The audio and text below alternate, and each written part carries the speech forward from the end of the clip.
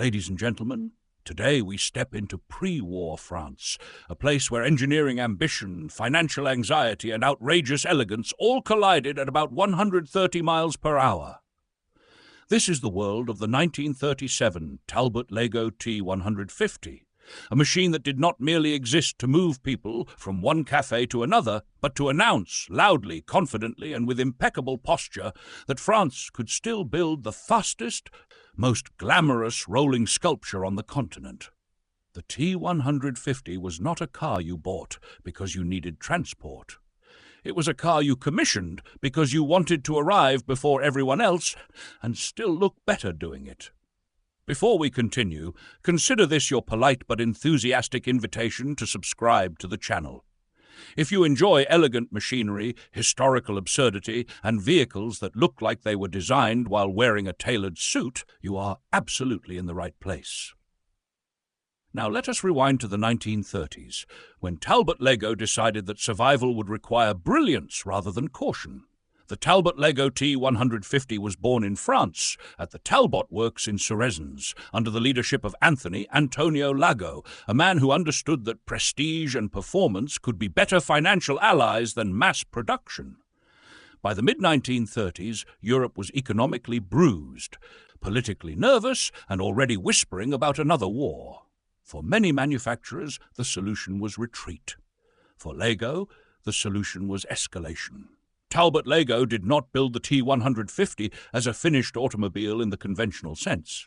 Instead, it was offered as a rolling chassis, a bare mechanical foundation intended to be transformed by France's most daring coach builders. This approach allowed Talbot-Lago to sell high-margin engineering while tapping into the country's elite custom body industry. Wealthy clients wanted individuality, not catalogue conformity, and the T150 delivered exactly that. Each chassis was a mechanical promise waiting to be dressed. Technically, the development of the T150 is closely associated with Walter Becchier, whose work on Talbot's straight-six engines evolved from earlier designs into the powerful units that defined the T150C and T150C SS. Racing was never far from the conversation. Lago needed competition credibility, and competition needed money. The result was a feedback loop where racing-inspired engineering enhanced road cars and road car sales funded racing ambitions. The name T150 itself is often used loosely, but historically it refers to a family of closely related machines. The T150C, sometimes called the Lago Special, used a longer wheelbase suitable for grand touring or dramatic luxury bodies. The T150C SS, or Super Sport, adopted a shorter wheelbase and a more aggressive stance, closely aligned with Talbot-Lago's competition hardware. It was this SS variant that would become immortal. Production numbers were intentionally small. Across all T150C variants, output was measured in dozens, not hundreds. When narrowed to the most famous executions, the Figoni Falaschi, Goutte or Teardrop coupes, the count shrinks dramatically. Specialist sources generally converge on approximately 10 to 12 examples, with registries sometimes listing 13, depending on how body revisions are counted. Survivorship is tracked chassis by chassis rather than by model totals because each car's identity is inseparable from its history. This scarcity is not accidental. It is the foundation of the T150's modern reputation. At the heart of the 1937 Talbot-Lago T150 lies a large inline-six cylinder engine of approximately 3,996 cubic centimeters, about 4.0 liters. This straight-six featured a light alloy cylinder head with hemispherical combustion chambers, a design choice that signaled performance intent rather than mere refinement. In standard road configuration, the Supersport chassis is commonly cited at around 140 horsepower, already impressive for the era. In more aggressive, competition-leaning tune, figures of up to 175 brake horsepower appear consistently in period and specialist sources. Power was sent through a Wilson preselector gearbox, a sophisticated solution for the 1930s that allowed drivers to select the next gear in advance and engage it with a single action. Compared with traditional crash gearboxes, this system offered smoother operation and reduced driver fatigue, especially at speed. In traffic, it felt advanced. On fast roads, it felt reassuringly modern. The chassis itself was engineered to support dramatic coachwork without sacrificing road manners. The front suspension was independent, typically described as using a transverse leaf spring arrangement, while the rear employed an underslung live axle with leaf springs. This configuration allowed the body to sit low without compromising mechanical integrity. It is one of the key reasons the T150's silhouettes appear so sleek and grounded. Wheelbase played a critical role in character. The short, supersport chassis, often sighted at approximately 2.65 meters, about 104 inches, produced a tightly wound, aggressive profile. The longer Lago Speciale chassis, around 2.95 meters, about 116 inches, allowed for more flowing proportions and grander gestures. This single-dimensional difference explains why two T150s can feel like entirely different animals despite sharing mechanical DNA. Braking was robust for the period, and many cars featured Rudge knockoff wire wheels, a common sight on high-performance machines of the era. A large fuel tank, frequently sighted at around 120 litres, approximately 31.7 US gallons, supported long-distance travel and competition use. Some examples also featured a single-shot lubrication system, a driver-activated method of metering oil to critical components, reflecting the transitional engineering mindset of the time. Fuel consumption figures are notably absent from period documentation. In the 1930s, efficiency was secondary to speed, endurance, and prestige. The T150 was engineered to feel fast, stable, and capable, not economical. Its mechanical philosophy was clear. This was a machine for those who valued motion as an experience rather than a calculation. The design philosophy of the 1937 Talbot-Lago T150 was rooted in a uniquely French understanding of speed as something that should also be beautiful. This was not an era of wind tunnels and computational fluid dynamics. It was an era of intuition, hand-drawn curves, and coach builders who believed that airflow could be persuaded rather than calculated.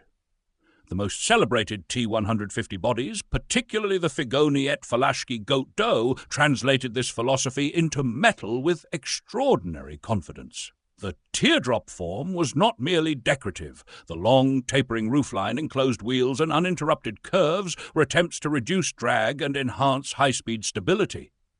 French coach builders of the late 1930s were obsessed with streamlining, influenced by aviation and record-breaking land speed cars.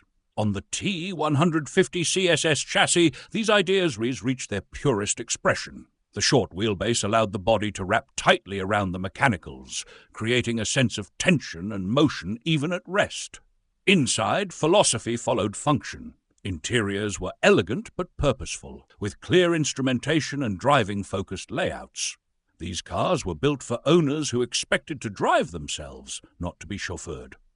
The T150 embodied the belief that performance and luxury were not opposing values but complementary ones, provided the engineering was good enough. In its own time, the Talbot-Lago T150 occupied a rarefied space between the Alfa Romeo 8C and the Bugatti Type 57S. Like the Alfa, it offered serious performance credentials and racing lineage. Like the Bugatti, it carried immense prestige and visual drama. What set the Talbot apart was its role as a platform for coach-building artistry. Where Bugatti often imposed a strong factory identity, Talbot-Lago invited interpretation. The rolling chassis model allowed clients to commission bodies that reflected personal taste while retaining a proven mechanical foundation. This flexibility made the T150 especially attractive to collectors who valued exclusivity above all else. Even in period, it was understood that no two examples would be truly alike. In the modern market, this individuality has become a defining advantage. Each surviving T150 is judged on its specific chassis history, coach builder, originality, and documentation. As a result, prices vary widely, but the ceiling has proven remarkably high.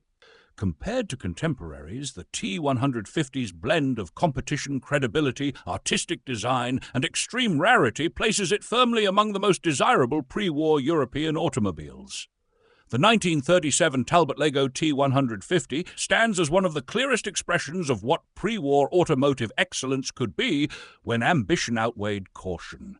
It was engineered to form, designed to astonish, and sold to a clientele that demanded both. Its tiny production numbers were not a failure of scale, but a deliberate consequence of its philosophy. This was never meant to be common. Today, the T150 survives not as a single model, but as a constellation of individual histories, each chassis carrying its own narrative of craftsmanship, competition, and survival. Museums, concours lawns, and auction catalogues treat these cars not merely as vehicles, but as artifacts of a moment when speed and style were inseparable ideals. Before we finally speak about numbers, it is worth acknowledging that the T150 represents a peak, one that could only exist briefly, before war, regulation, and industrial reality reshaped the automotive world forever. When new, the T150 CSS rolling chassis was priced at 78,000 French francs, positioning it among the most expensive performance foundations of its era. Fully bodied examples could reach dramatically higher sums, with documented commissions such as Chassis 90034 costing 165,000 francs, a figure contemporary writers described as unapologetically elite. In the modern era, the market has confirmed the car's legendary status. The highest recorded public auction sale occurred on 4 March 2022, when Gooding & Company sold a 1937 Talbot-Lago T150 CS Teardrop Coupe chassis 9017 for $13,425,000 United States dollars, including buyer's premium. At the time, it was widely reported as the most valuable French automobile ever sold at auction. Other teardrop examples, such as those sold by R.M. Sotheby's, have achieved prices well above $7 million, reinforcing the model's position at the very top of the pre-war market. We close with sincere appreciation for machines like the T150 and for the enthusiasts who preserve, study, and share them.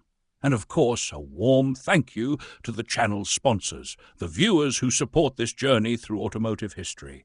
May your garages be dry, your paperwork complete, and your dream cars always just one story away.